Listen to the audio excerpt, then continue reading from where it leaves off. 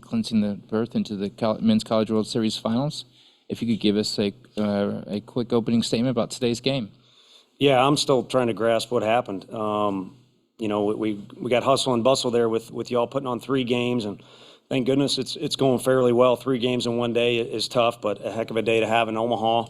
And us being the sandwich game, like I said, I think it's one of the weirdest games I've ever been a part of. Maybe we came out on the winning end because we have one of the weirdest pitchers I've ever been around, and Xander, and he threw the ball really well and led us into the battle the way that he should. But both teams struck a bunch of balls very well. Both teams made some great defensive plays, and both teams have explosive lineups that kind of leave you on the edge of your seat, at least where I was standing. So hopefully the fans felt that way too and got their money's worth. And if you're a Florida State fan, you obviously got your money's worth all year long, in particular the year that it was for them, remembering a legend as their former coach. Thank you, Coach. We'll open now for questions for the players. Yeah. Blake, can you just walk us through that double play that got you out of the 3rd inning? Was that the one where I stepped on the bag and threw it over? Yeah. Honestly, I've had a couple of those plays this year where I messed up by hitting the runner, throwing to second, and he gets on me about clearing the lane, and I touched the base, threw it over, had a lane, and Dean was there to tag him out. Think you had it in time before the run? Think you had it in time before the run was going to score when it happened live? I have no clue.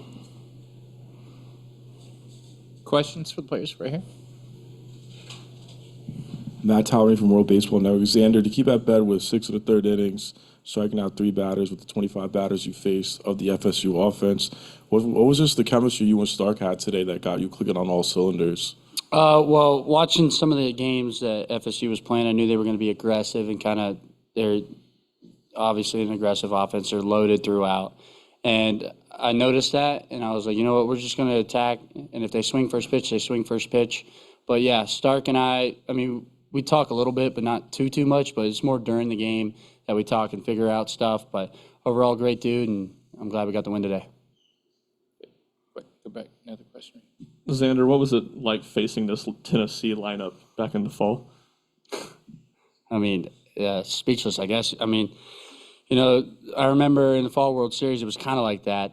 SEMO took me over the wall at the Smokies Stadium. And obviously, facing Burke, we like to joke that one person has each other each day. Either he goes 2 for 2 or I get him out twice. So it's a little bit in between. And you have Billy there. I mean, Clemson transfer. I mean, he's a threat. I mean, we're just loaded throughout the lineup. And obviously, it prepares you for moments like this, especially with FSU's lineup. You kind of think back to the fall and how you got, for example, how I got Burke out or Billy out. And you just put that forth and compete with what you got. Question right here. Xander, I guess this would be the 2nd consecutive game y'all have had a center fielder just kind of try to run through the wall. I mean, when you're on the mound, I'm sure you want to win anyway, but does that put a little juice in you at that point? Yeah, I mean, KT's catch today kind of set the tone, especially when it was in the 1st inning. And I know our offense scored in the top of the 1st, but, I mean, he set the tone right there. I mean, Dingus hit a good ball, or Dingus, or however you say his last name. But, it's hard. But, he put a good swing on it. I mean, he hit it at 1,000 miles an hour out there. But KT running in the wall kind of set the tone for today.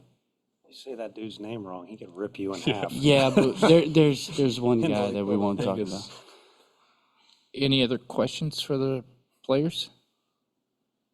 Oh, one more right here. Blake, walk us through the pitch if you could on that home run. Just kind of, I know you've been, barreling up a couple and finally got that one elevated. What was that pitch and what were you looking for? First couple of pitches, he threw me a couple of fastballs and then a changeup, and then out of nowhere threw that slider, and it was nasty. It was a back foot slider, and I kind of told him like good pitch, so I kind of did that just so I can get it again, because I knew it was coming, and I fouled the fastball off, and I kind of knew that pitch was coming, so I was prepared for it, and I got my barrel on it. Gentlemen, congrats on the victory. You can be excused. Good job, fellas.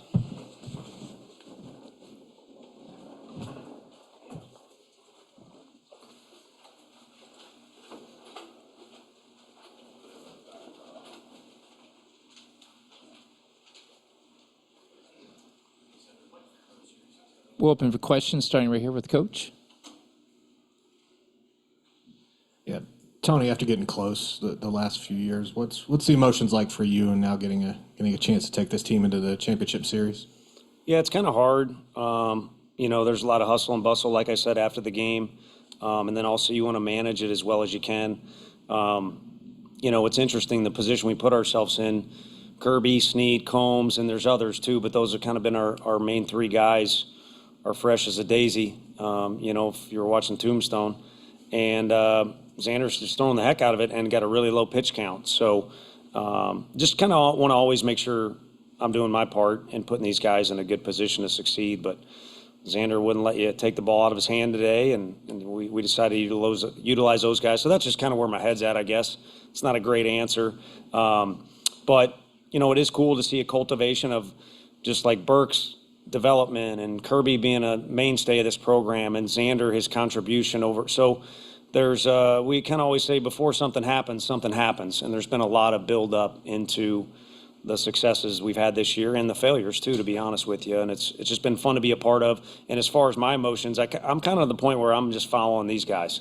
There's certain tasks that I have to do, and there's direction that I give them, and they'll listen, but kind of following them right now makes it nice. We'll go 1 and 2.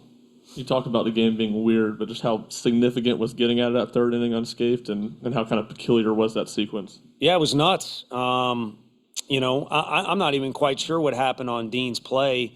He made such a good play. He got a great first step. On the ball he made an error on, he got a great first step too. It was almost too good. He was moving so fast, and, what happened, but he put himself in a great position to go to option A or option B, and you always take option A as, protecting home plate. And then the next play, just an outstanding job by Xander of keeping his composure, and then as much as we'd like to take back either a couple errors or, we did give up a few free bases, which is, not necessarily, well, I guess one. The guys played really good defense. I mean, KT's catch was incredible, and there's an exclamation point on, I think you guys were the ones that asked me earlier in the year, can he play center field? The guy Jordan Beck did it too. The coach tells you can't do something, and you need to bow up. You need to be respectful to the coach, but you need to bow up to the situation. And he's been a maniac in the outfield during BP. I grew up watching Willie McGee, and he was so good defensively, but if you ever were able to go to BP, it kind of all started there. I mean, he treated BP like a game, and that's how KT is. And he can play any of those three spots as well as anybody, I feel, in our conference, is at least what I know well, maybe even the country. I want to ask about that third inning too, the play that Dean made and the play that Blake made. You talk a lot about maturity. Are those the type of plays that a mature baseball team makes this time of year? Yeah, I mean, Dean will give you a smirk, and, there are a few things that go in the freshman category, but he's oddly mature for his age and physically mature too. But by this point in the season, you should kind of be a sophomore if you're a freshman. And then, I don't know how many postseason games Blake has been able to be a part of as well as others. And even Xander didn't get to pitch here last year, but he's seen so many of them and now been a part of them too. It benefits you. And again, I always say, you can do something for the first time and still have success. But I think there's some contributions there for sure of our guys kind of relying on the past to be mature and have experience and know what to do in different situations. But the other thing is too, I'm very blessed with a support staff that's insanely good.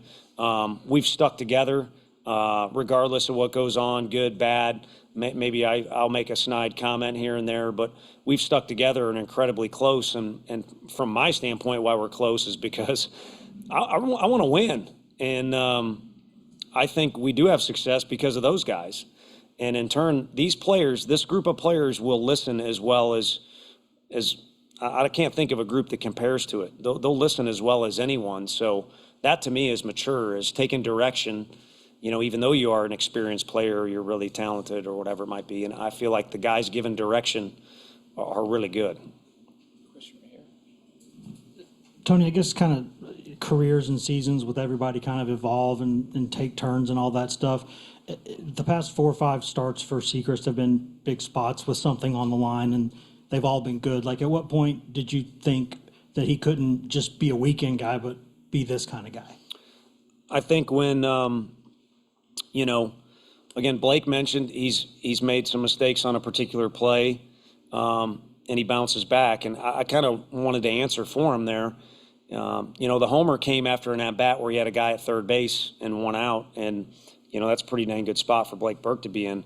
Having said that, if you go back, Oxford might have thrown his very best 3 pitches all in one at-bat to Blake, but to me, I think he hit the ball so hard the next day because he was determined to have a bounce-back at-bat. And I think Xander, being frustrated with me a couple different times where he came out of the game earlier than he should have. Again, you bow up. I mean, I've never had a day in my life where Xander's anywhere close to being disrespectful to me, but there's a way you do it on the field where you show this is what I can do. And the old actions speak louder than words. So I think there's many examples with this team. I mentioned it with KT's defense too, where it doesn't go as well as the guys want. Nate Snead was not in the top 5 or 6 guys in the fall. He was very unhappy. He showed it on his face, and we talked about it, and he went to work. And I think that's a big part of where we're at right now. We're there and there. Going back to the preseason or even in the fall, did you anticipate this team having the power numbers that they have? No, but I don't know that I've applied myself in that manner. Coach Elander will. And it's because it's near and dear to his heart. He did it. He knows how to do it. He works on it with the guys. But it's never a huge stressor. I mean, look at today. I mean, how many home runs could you argue were hit on a day where the wind's blowing out or we're playing in a smaller park? So sometimes it doesn't happen for you the way that you want. But we knew our guys would take consistently good swings. We knew they were very physical, and we knew we'd have some depth. And, Reese didn't have the best day today, but it's kind of nice being able to put Ensley in that DH spot and feel good about it. Yeah, I think after the 6th inning, Xander had 66 pitches and Florida State's guys had 120. It was similar to what happened against North Carolina the other night, too. I'm curious how much you think the pitch selection, the way you guys work counts, has contributed to the success hitting all season, but especially here. Yeah, it's another thing. I mean, I don't know where we stack up with walk totals and stuff like that.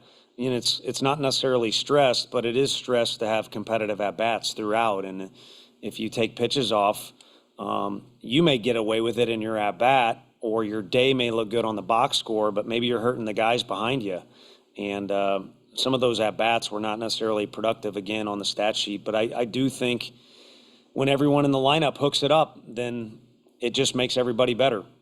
Some greater than the parts is the cliche I used the other day, and I think it fits with this group in particular. And it's been really fun to see. I'm kind of staring now. The top of the order was really good today.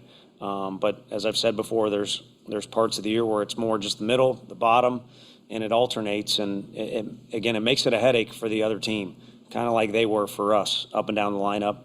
Alex hits that homer, and Cantu did as well. It's nice to have that weapon on offense. Coach, again, congratulations. We appreciate your time. Thank you. Appreciate y'all. Yeah, exactly. We'll find someone we'll agree with.